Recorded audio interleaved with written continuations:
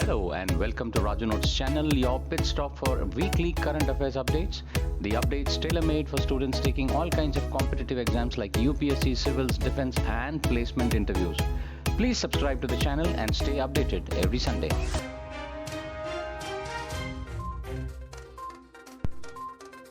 What is evil twin Wi-Fi attack? An evil twin attack takes place when a hacker creates a fake copy of a legitimate Wi-Fi network using a smartphone or other internet-capable device. Once a user connects to such a network, all the data they share with the network passes through a server controlled by the attacker. Attackers often target public Wi-Fi networks to conduct evil twin attacks. An Indian delegation led by Chief Election Commissioner Rajiv Kumar concluded its 5-day visit to Mongolia this week after observing the process of elections in the strategically located country. Representatives from 40 countries were invited by the General Election Committee of Mongolia as international observers for the 2024 general elections. The head of the General Election Committee thanked the delegates who came to observe the regular elections and emphasized that the electoral bodies of the two countries exchange experience and cooperation.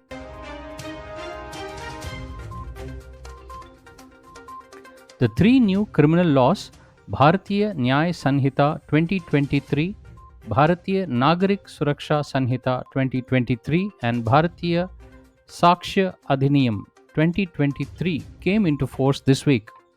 As the new criminal laws laid emphasis on the technology in investigation, trials and court proceedings, National Crime Record Bureau NCRB has made 23 functional modifications in the existing Crime and Criminal Tracking Network System CCTNS application. It is also providing technical assistance to the states and union territories for seamless transition to the new system. To implement the new criminal laws, training of the police and investigation authorities have been done for a smooth transition into the system. India has initiated an anti-dumping probe pertaining to glass fiber imports from China, Thailand and Bahrain, following a complaint from a domestic player. If confirmed, anti-dumping duties can be imposed. Director General of Trade Remedies (DGTR) initiated the anti-dumping investigation based on the evidences submitted by an applicant concerning the dumping of the product.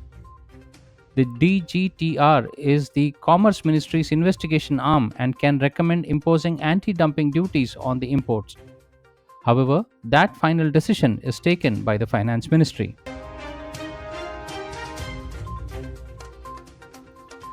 BRICS plans non-dollar grain exchange to reduce dollar dependence.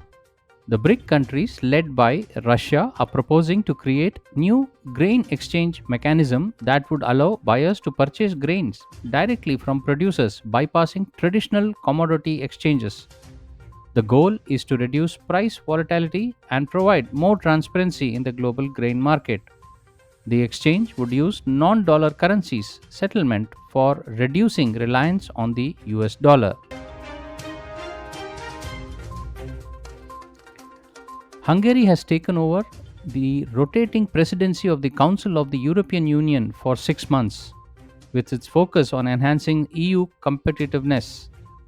Hungary's European Union Affairs Minister Janos Boka outlined the 7 priorities during Hungary's presidency.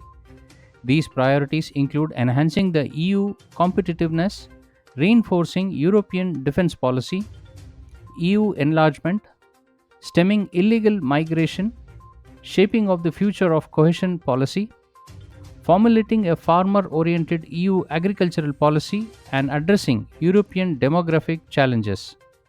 He emphasized that the motto of Hungary's EU presidency is "Make Europe Great Again." The 16th edition of the India-Mongolia Joint Exercise Nomadic Elephant began on 3rd of July at the Foreign Training Node in Umroi, Meghalaya. The exercise, scheduled from 3rd to 16th of this month 2024, involves 45 Indian personnel from the Sikkim Scouts and other arms, and personnel from the 150 Quick Reaction Force Battalion of the Mongolian Army. This annual training event alternates between India and Mongolia.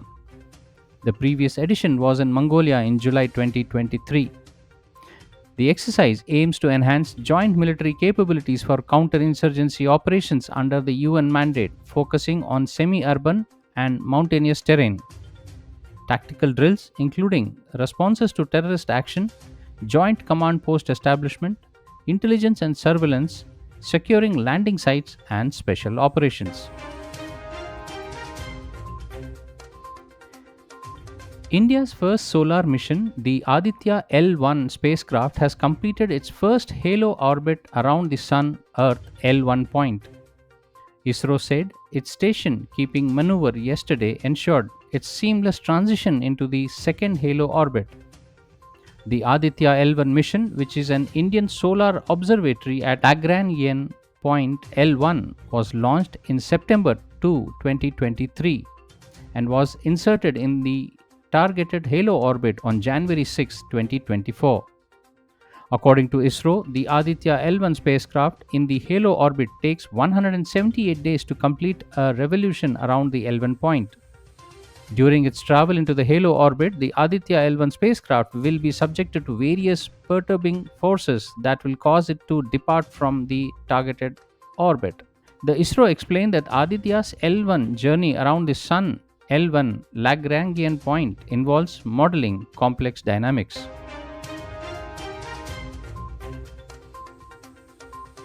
Niti Aayog is launching Sampurnata Abhiyan, a 3-month campaign from this week till 30th of September to undertake a sustained effort to achieve saturation of 6 key indicators in aspirational districts and aspirational blocks across the country. Sampurnata Abhiyan will focus on the 6 identified key performance indicators KPIs across all aspirational blocks. These are percentage of pregnant women registered for antenatal care within the first trimester, percentage of persons screened for diabetes against the targeted population in the block, percentage of persons screened for hypertension against the targeted population in the block, percentage of pregnant women taking supplementary nutrition under the ICDS program regularly, percentage of soil health card generated against the soil sample collection target, and percentage of self-help groups SHGs that have received a revolving fund against the total SHGs in the block. India started its latest auction of 5G spectrum waves valued at more than 96,000 crore rupees. The auction started on Tuesday, that is 3rd of July 2024, will cover 8 bands wherein major telecom players will pitch in to secure vital radio frequency essential for 5G mobile services. In the last spectrum auction held in August 2022, the government has received a record 1.5 lakh crore rupees.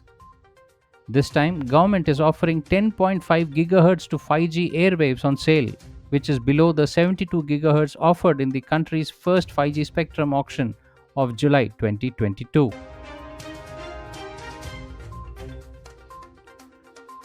Design of Indian space station is ready, says ISRO's chief Somnath.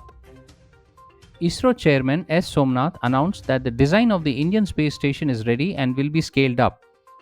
The station consists of 5 units, with the first 2 units to be launched using the current launch vehicle Mark III. The remaining 3, being larger, will require new generation launch vehicles. ISRO is aiming for its completion by 2028.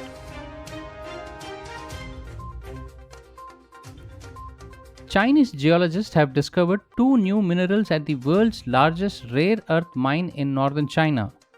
The Chinese Academy of Sciences CAS has announced that 2 new niobium scandium minerals, namely obiniobite and scandiofluoroaquarminite, are discovered in the Bayan Obo deposit in the Inner Mongolia Autonomous Region. Niobium and the scandium are both extremely rare, strategically critical minerals.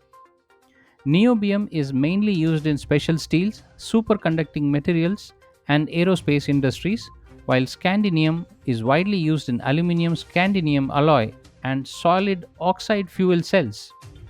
The new minerals contain valuable elements that have significant applications in the field, such as new materials, new energy information technology, aerospace, national defense, and military industry, and are of great significance to the country's economy and social development. Prime Minister Narendra Modi will be on an official visit to Russia on 8th and 9th of this month. The External Affairs Ministry said Mr. Modi will be in Moscow at the invitation of Russian President Vladimir Putin to hold the 22nd India Russia Annual Summit. The two leaders are also scheduled to hold discussions on contemporary regional and global issues of mutual interest. Prime Minister Modi will then travel to Austria on 9th and 10th of this month. This will be first visit by an Indian Prime Minister to Austria in 41 years. The Prime Minister will interact with members of the Indian community in Moscow as well as in Vienna.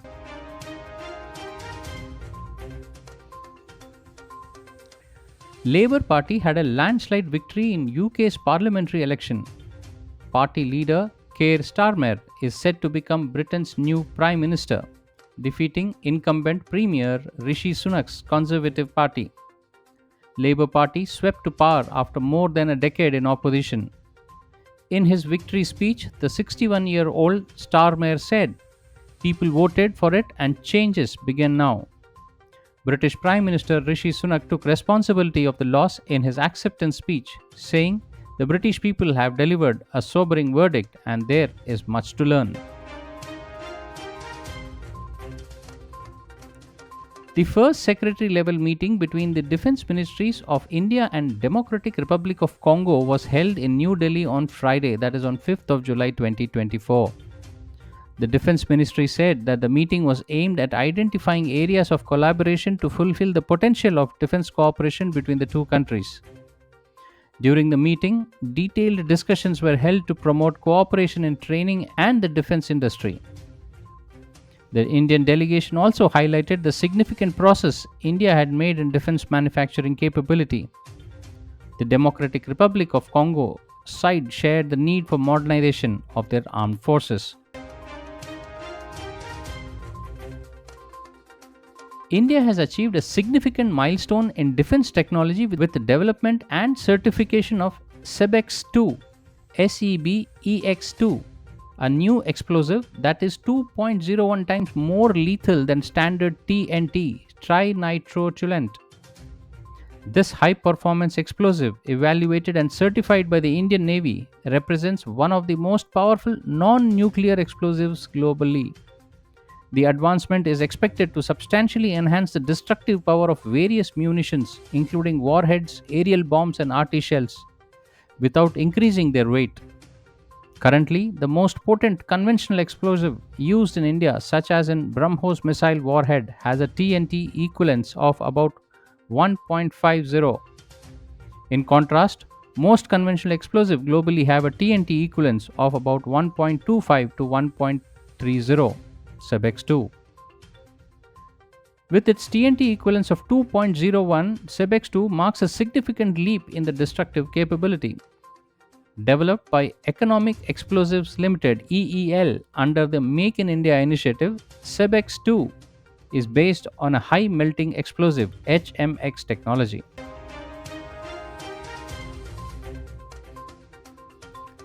The chief of Israel's Mossad spy agency, David Barnea, has returned from the Qatari capital Doha following an initial meeting with the mediators. Israeli Prime Minister office has announced that a team will be dispatched next week to continue the negotiations. Israeli Prime Minister Benjamin Netanyahu approved the dispatch of the delegations for negotiation on a ceasefire deal with Hamas in Gaza and the release of hostages. The recent development marks a renewed effort to negotiate an end to the nearly 9-month-long conflict, which, according to the Gaza-based health authorities, has resulted in deaths of more than 38,000 Palestinians in the enclave. Well, that's all, friends, for this week's updates. See you soon next Sunday on the same channel. Till then, take care. Bye-bye.